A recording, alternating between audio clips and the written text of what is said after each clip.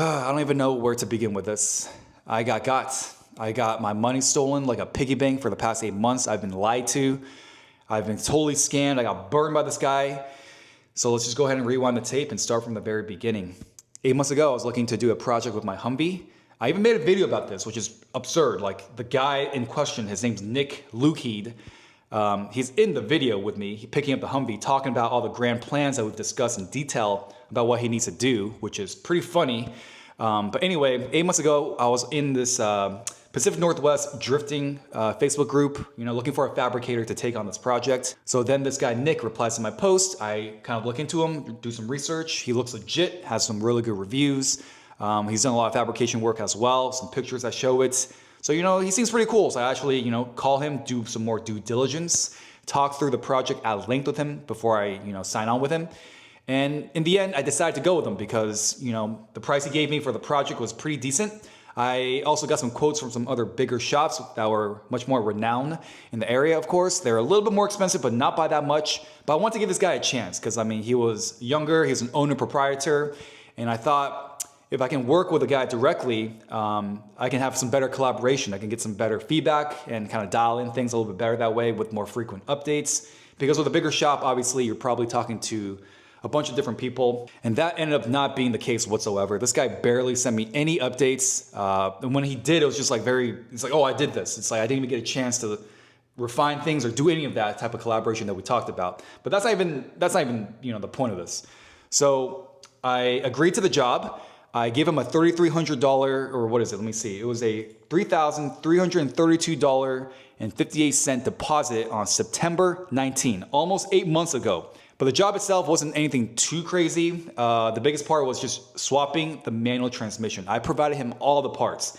And the transmission literally bolts on to the engine. Like, it's not that crazy. There's some fabrication work that he needs to do, obviously, like the clutch pedal, the cross member, things like that. Just make it fit like OEM. That was the intent.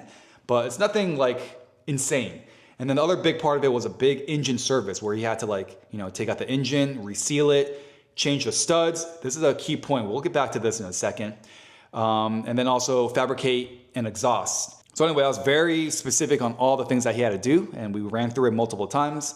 And the price that he gave me for the project was $8,331.47. And this is when things started to fall apart, day one, because he said he would do this in 1 month. He said he would get it done in October and focus on it.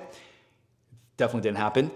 Come December, nothing gets done. I barely get any updates. I'm like, dude, what's going on? He even ghosted me for a whole month. I had to call his dad. I had to go find his dad who owns a tow truck company and be like, yo, what's the deal with your son? I can't find him. I was starting to get a little bit worried that he ran off with my Humvee or something. And then he finally comes back up and then says, oh yeah, sorry, I'm busy with life. I don't want to get into this personal details. But anyway, I felt bad for him. So I'm like, okay, cool. I'll give you another chance. And that's also when he asked me for another deposit, which is absurd. And I stupidly, because I want to trust this guy and give him, the benefit of the doubt. I like to give people, second chances. So I gave him another deposit. I paid him another $2,000 on December 4th. So from December all the way until March, he barely touched the thing. I barely got any updates. And I fully admit I got myself into this really stupid situation because there are so many red flags being thrown here. And I was too preoccupied with building this house and just other things in my life.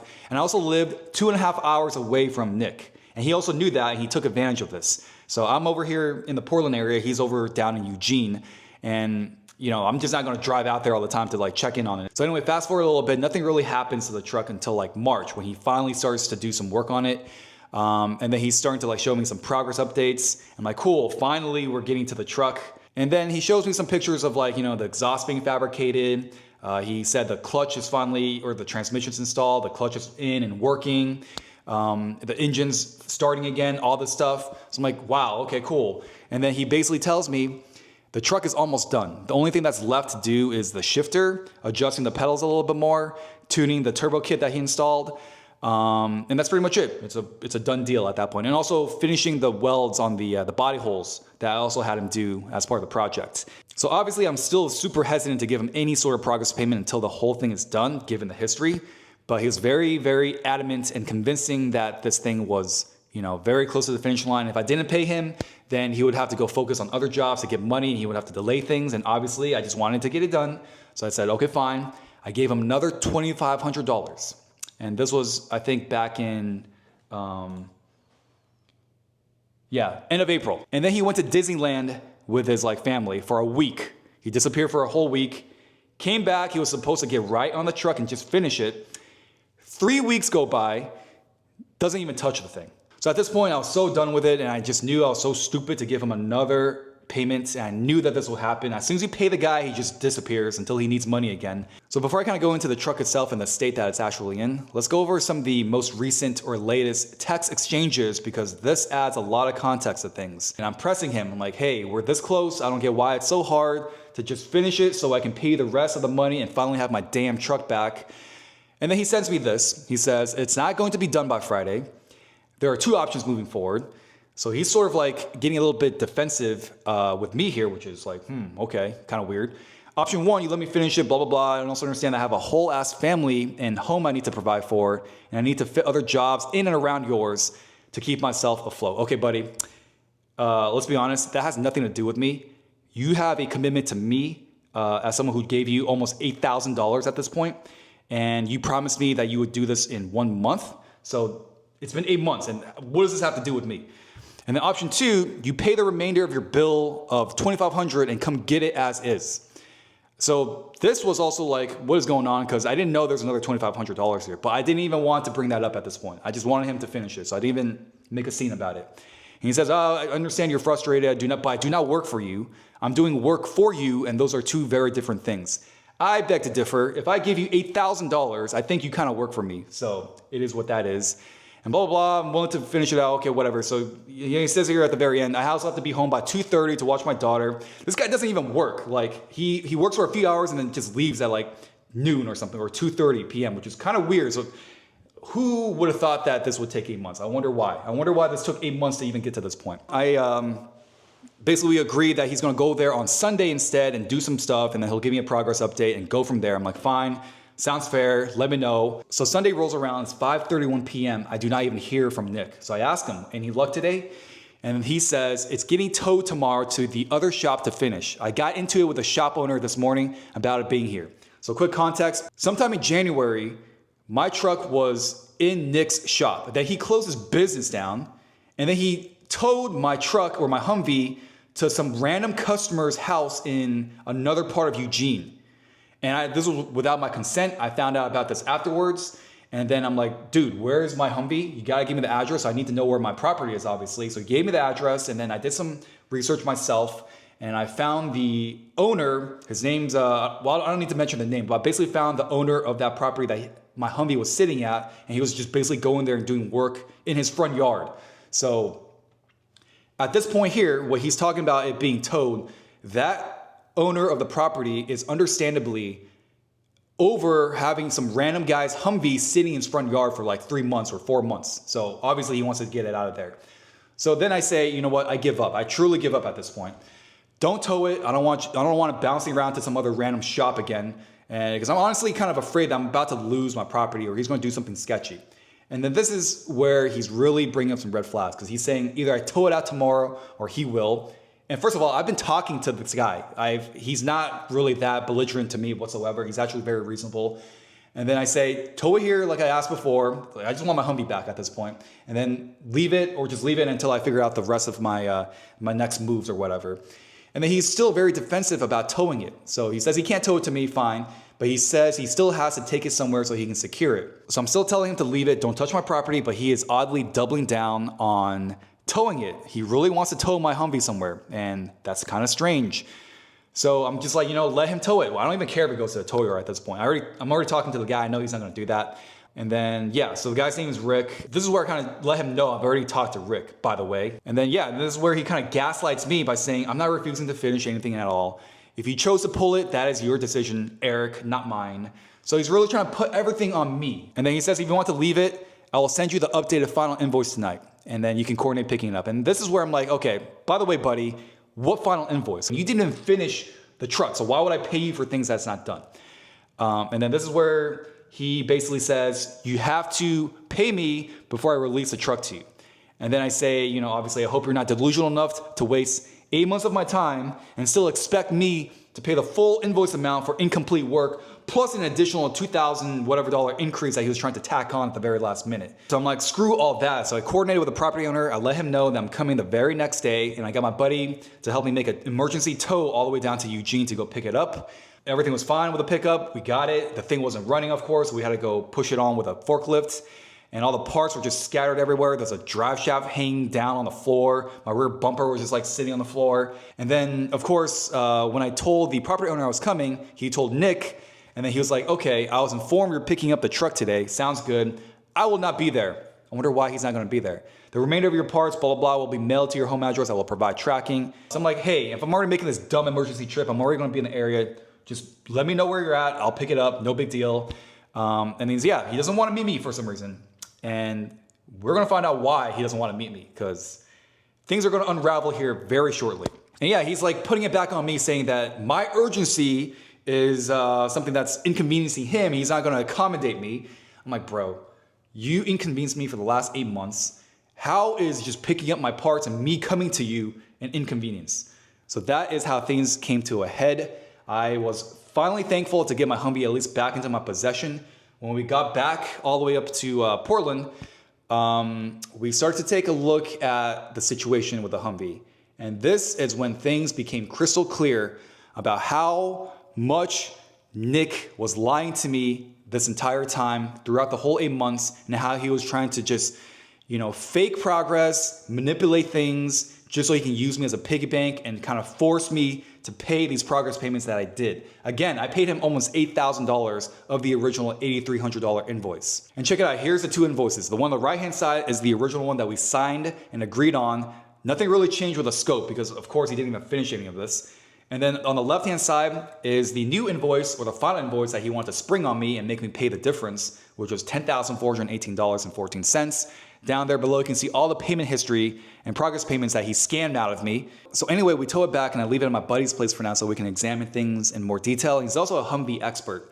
And then as we're kind of looking through some things, it became very, very obvious that the work that was done really sucked. It was really haggard.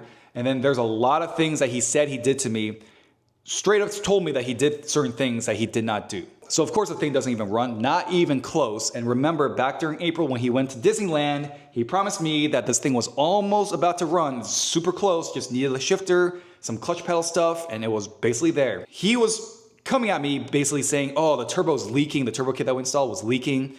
The turbo's not even leaking. I don't even think the turbo's leaking. I think he was using that as like an alibi to like push things along and just have an excuse to lean on. And then of course a crossover pipe for the turbo was not installed. He sent me this text earlier saying, oh, I fixed a turbo leak. To do that was to, put the crossover pipe on.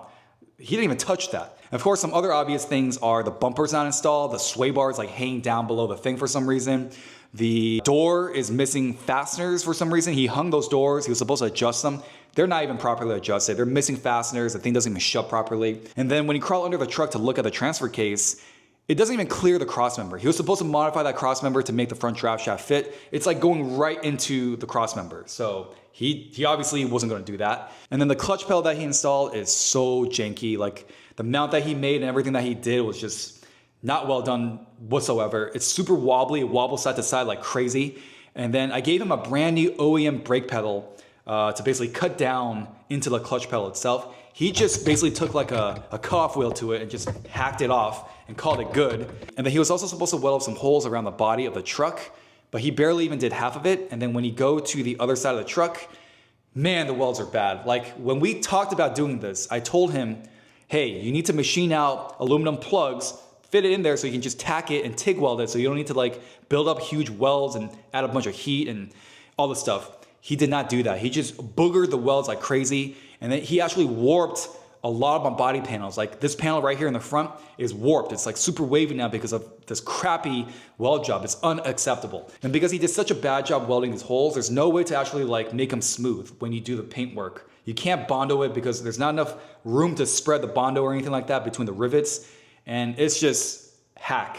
So one thing that he actually did do pretty well was the fabrication of the exhaust. Like the welds look pretty good and the V-bands and all that stuff. But again, I mean, welding stainless steel isn't rocket science. But he failed on two big things with the exhaust. One is I wanted him to send me mock-up pictures of the tip so I can telling me exactly like how far out to put it. And then 2, from day 1, I was very specific. I'm gonna put 40s on this truck. The truck currently has 37-inch tires.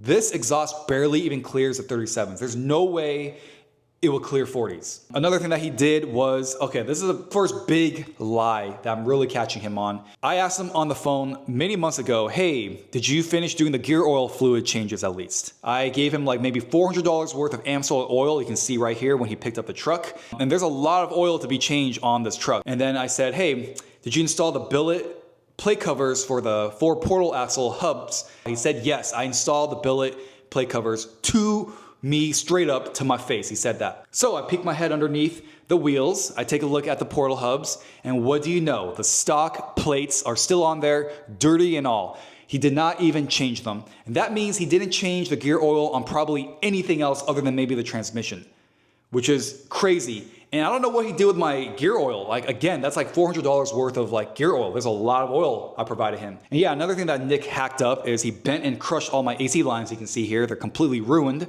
And I think I mentioned this before, but I paid to have the bumpers and the brackets powder coated, brand new powder coat finish. Rear bumper was sitting on the floor. The front bumper was sitting in the trunk on top of a bunch of pile of parts with transmission fluid leaking onto it. This guy does not care whatsoever about other people's property. He only cares about himself, which is insane. I trusted him so much with this huge project. I mean, the Humvee itself is not a cheap truck, and all the parts I gave him is not cheap. I mean, just the doors I had him hang are $10,000. I gave him a brand new MD 4500 transmission, brand new clutch, all these parts, all these billet parts. So yeah, I trusted him with a lot of gear, and he completely just didn't care. Just threw my property into some random guy's front yard for like months. Insane. And also, as part of the engine service, he was supposed to change out all the rubber hoses, the coolant lines and stuff like that, with brand new OEM ones that I provided him, as you can see here.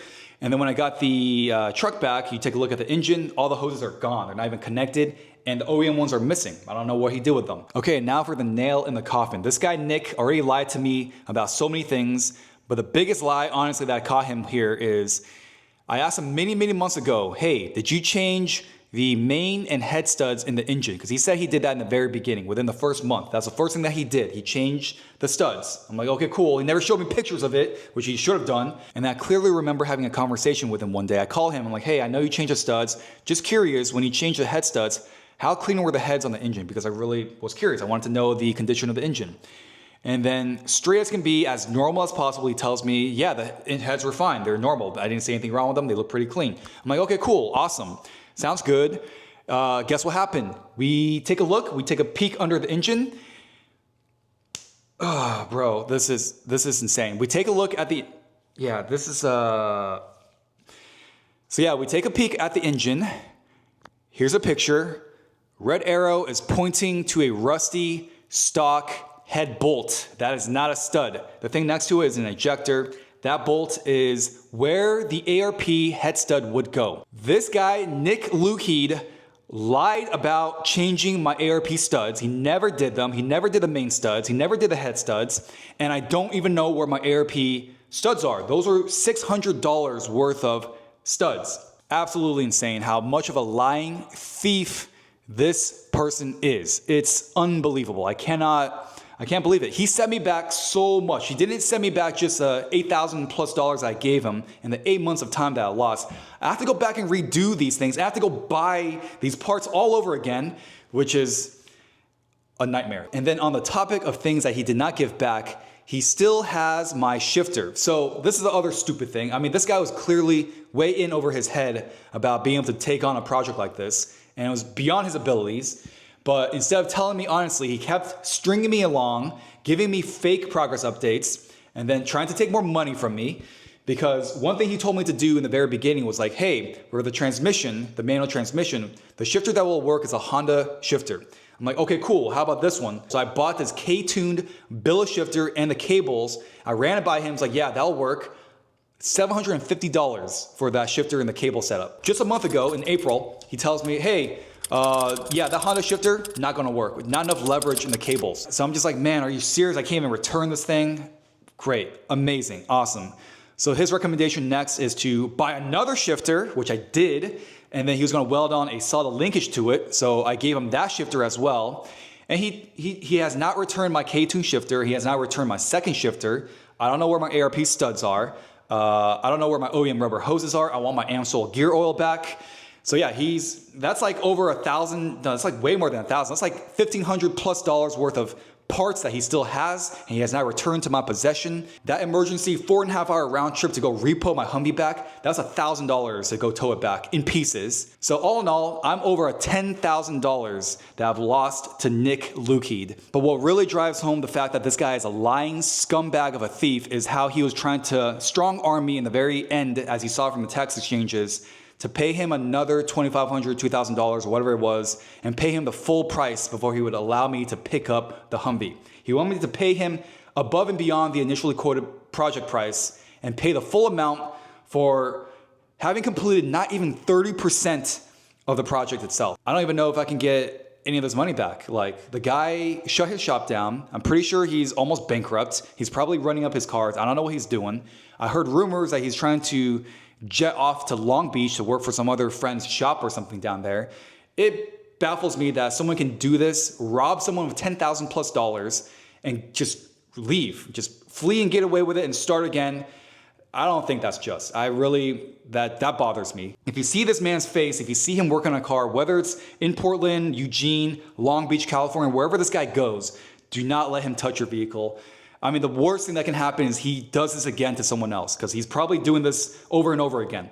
And actually he is, because when I went and picked up the Humvee at the guy's property, there was this Cadillac sitting off to the side with the engine out, the transmission sitting in the back, like it was completely in pieces. And that was some other poor sucker's car that's just sitting in front of this dude's house that's about to go to the tow yard. So, hey, if you happen to see this video and that's your white Cadillac, you should go get that thing back ASAP, because Nick, he ain't the one. I'm still grateful that, it's $10,000. It's a lot of money, not gonna lie. But hey, things could be worse. It could always be worse. At least I have my truck back, because again, going back to his text, he was so adamant about towing it somewhere, because I think he was trying to do something sketchy, continuing to use it as leverage, and then rob me dry or something like that. I could have lost this Humvee to him. Like, he could have done something with it, ran off with it. Who knows? Like, it could have got wrapped up in some bankruptcy court thing. I don't know, but it was, I think I dodged a bullet there. So at least I have my Humvee back, even though it's kind of messed up. Hopefully it can be fixed one day. We'll see. I don't even know if I have the motivation to keep working on it. Do not mess with anyone that's capable of stealing money from people. Like, that has to be like in your DNA. That's like you as a person is just you're a scumbag. Like, if you can steal money from someone and lie to them like this when they're trusting you, you're just a scumbag. Like, that is what it is. That is you as a person. And I stay far the hell away from me. Like, this was just bad vibes, bad energy all around. So that's my story. I took a fat L on this. And Nick, if you're watching this video, you're a clown. Give me my money back. You can still do the right thing, but I highly doubt you're gonna do that. Regardless, I'm gonna leave this video on two things I still really believe in. One, I believe in your word is everything. Your word needs to be backed up with action. Word is bond. Like, as a human being, as a person, as a citizen of the United States, as a citizen of Earth, your word is everything. You need to have principles, you need to have standards, you need to have morals, you need to back up what you say and do it. And if you don't do that, it doesn't really separate you from the animals. And the second thing that I believe in is no one escapes from karma. Karma finds everyone. So I'm gonna leave it at that. I know I probably can't get my money back, but I know karma is gonna do its thing.